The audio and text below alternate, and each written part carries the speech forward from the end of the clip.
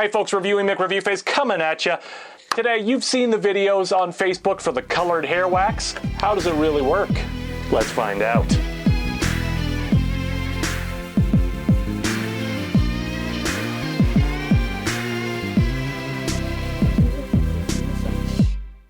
Alright, so you have seen those videos on Facebook. You have seen the viral marketing that they do.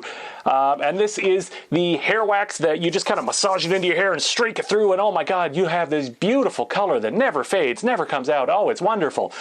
Is it real? Is it a gimmick? We're about to find out. I ordered this, quite a while ago. This doesn't come quickly. We do have our marketing information. All the ingredients are in a different language that I can't read, but there is just some information here for you. Let me summarize. Hair coloring, not to hurt the hair, easy to wash, no stiff natural setting. This product is a one-time hair, water-soluble, non-greasy, natural matte, fresh smell and clean, has a distinctive three-dimensional hair layer, lines exceptionally dynamic, strong lasting shape, modeling for hair shine, and brings significant, unique personality. Which is fantastic. I could use some significant, unique personality, don't you think? Let's pop it open. I believe this was around $15. All right, so we have the Mofajang hair coloring material. Looks a lot like a jar of Manic Panic. If you're a child of the 90s, you may remember that. Usage after the net hair, take a small amount of mud in the palm of your hand, circle rubbing uniform. Try to get on your finger. Then gently pull the finger form from the hair root to the bottom up to smear evenly. Note if accidentally into the eyes, immediately rinse with water. Children do not touch. Not to hurt the hair, easy to watch. Natural stereotypes are not rigid. That's good. Natural stereotypes are not rigid. The product is a one-time hair color, while you're soluble, blah, blah, blah, blah, blah, blah. The ingredients is water, beeswax, Copernicea surf wax, some alcohol, some extracts, some tea extracts, some acids, and some titanium oxide and castor oil. Let's take a whiff here. All right, so it looks like, everybody's doing these videos online, making their own goop. That's what this looks like. It's got a bit of a shimmer to it. The smell, how would I describe the smell of this stuff? It's not unpleasant, but it is reminiscent of a cleaning product. Keep that in mind. All right, so really there's nothing left to do. Now, you may have noticed, you might be saying to yourself, Reviewy, how exactly are you going to test this on your hair? Well, you know what? I've let my hair grow out for about 2 weeks here. Isn't it glorious? And I've also got my mustache left over from my Weird Al costume. So we're going to test it first on the mustache. So I'm just going to take a small amount. It says to rub the mud into your hand, I guess, to warm it up. It's kind of, if you've ever left a tube of lipstick in a hot car all day, and then you kind of stick your finger in it and it just globs on, that's kind of what we got going on here. So, now in the videos, you see, they just kind of streak it and it comes right off the hand like magic, and it sticks to the hair, and then the hair's all soft and glowing. Let's take a look. So here we go. We're going to little smear into the stash here. I will grab a mirror in a minute because I can't see what I'm doing. Now, we'll see too how it... Now, it's not exactly coming off my fingers. Maybe I don't have enough hair, but no, it's definitely stained my fingers. Definitely. So I'm just going to try a little patch of hair here. We're going to go just right here in the, there we go. So again, they say, you just like that and it just comes off your hands.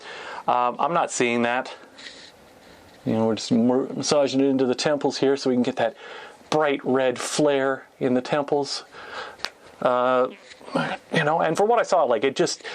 According to the videos, it comes off your hands, no problem, and it just streaks your hair, and you just look like you've got this cool, funky hairdo, right? Well, here, I've got a little bit longer in the back, so I can just kind of rub it off in the back, right? That sounded wrong. All right, and There's our results.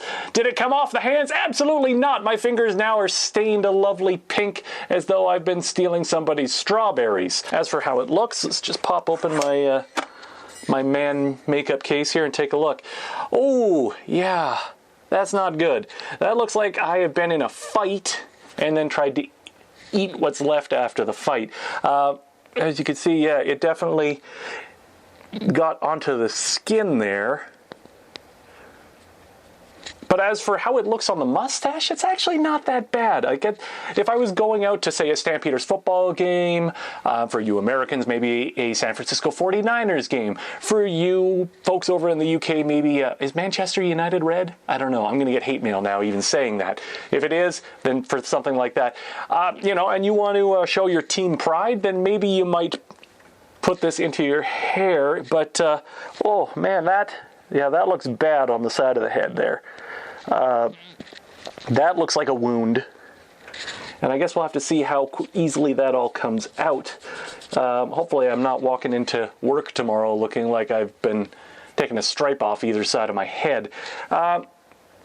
Okay, now the question is, all right, it stains your fingers. That's not great. But we've given it a minute to set into the hair. Now you saw in the videos, you know, it makes it look like it goes into your hair and then it never comes out, right? It's beautiful and it's silky and soft. So let's just, I'm going to give it the old arm test here. I'm just going to give it a swipe and let's see if it stays in the mustache or if it transfers to my arm. Ready? 1, 2, 3. And as you can see, we got some transfer. Let's try it on the... Yeah, there's definitely transfer there. So I think if you want to put this in your hair, you probably want to towel it down with a towel that you hate just to get rid of any excess. It does look like there's less on this arm than this arm, so I'm thinking there's just maybe some excess sitting in my face here that that's getting wiped off. Let's take a look here. Yeah, the color still looks pretty vibrant. But I think you have to be very careful applying this. You know, so for fellas like me with the facial hair and the short hair, if you want to try using this as a color, be warned that you're going to end up with some staining. We're going to go upstairs and try and wash this off, and I'll come right back, and you can see the result after washing. A few moments later. All right, so here we are. I've come back 2 minutes later, and as you can see, it cleaned up pretty well. There's nothing left on my arms. My mustache is pretty clear. I may have a touch here left because I just kind of rushed it. But this is washing up with absolutely no soap, just a little bit of hot water, and everything came out really clear and easy. I was really surprised. I was really expecting worse results than this, but to my shock and awe, this hair coloring material, this mud, this wax, this putty, whatever you want to call it, actually comes out really easily. Didn't stain the sink, didn't stain my face, didn't stain my hair. So you know what? I think if you're careful with this, if you apply it maybe with a little bit more delicacy than yours truly, and you like a nice manic panic type of color, this hair gel might actually be, dare I say it, as good as Facebook promised. And that's not something you hear every day. I'll put the link down below to where I ordered from.